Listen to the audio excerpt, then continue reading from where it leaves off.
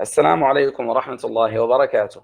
يقول طرفة بن العبد في ديوانه: لا توصي حكيما، إذا كنت في حاجة مرسلا، فأرسل حكيما ولا توصه، وإن ناصح منك يوما دنا، فلا تنأ عنه ولا تقصه. وإن باب أمر عليك التوى، فشاور لبيبا ولا تعصه، وذو الحق لا تنقص حقه، فإن القطيعة في نقصه.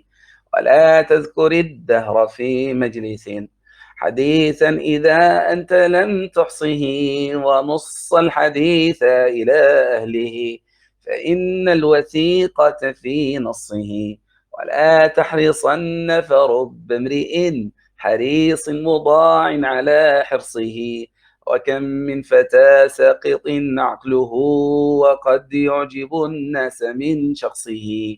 وقد يعجب الناس من شخصه، وآخر تحسبه أنوكا، ويأتيك بالأمر من فصه.